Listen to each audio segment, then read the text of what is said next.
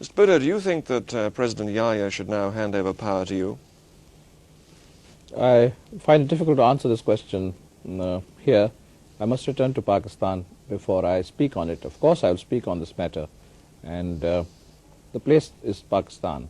But do you think the time has now come for you to lead the country? Well, I've been elected by the people. Let's find someone else from Mars, and that's a different matter. But as far as the people of Pakistan are concerned, they have elected me as their chosen and undisputed leader a year ago. But outside Pakistan, you have said that this government has made some mistakes. Certainly. What sort of mistakes? Well, coming to the present, the delay, inordinate, inexplicable delay in the transfer of power, that I think has been a fatal blunder. The power should have been transferred much earlier. To whom? To us, to the elected people. Elections were held, and the results of the elections should have been implemented so that we could have sought a political settlement. If military action was necessary to crush the secessionists, I do not say that that should not have been taken. Every country takes that kind of action, but it must be coupled as soon as possible with political action, because finally there must be a political settlement. What sort of a state is Pakistan in now, do you think? In bad state, but we'll come out of it. I'm full of hope and confidence.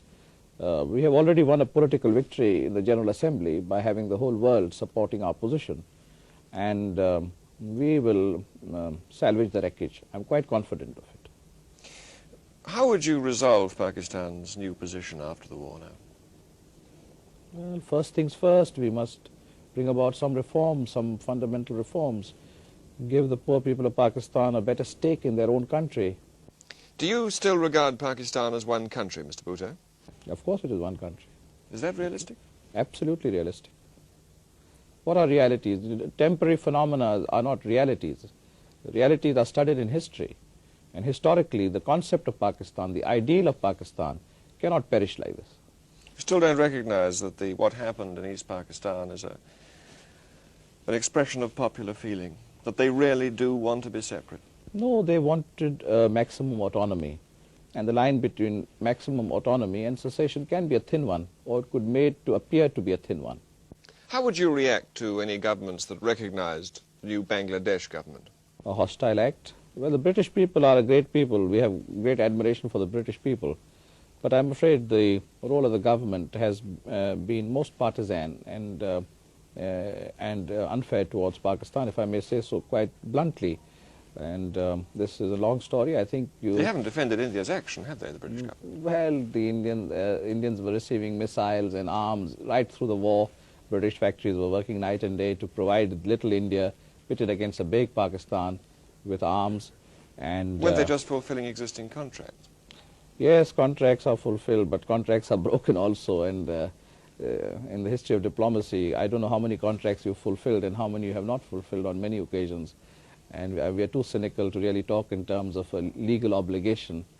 And I can give you instances where legal obligations have been broken by Britain with impunity. And that's a different story.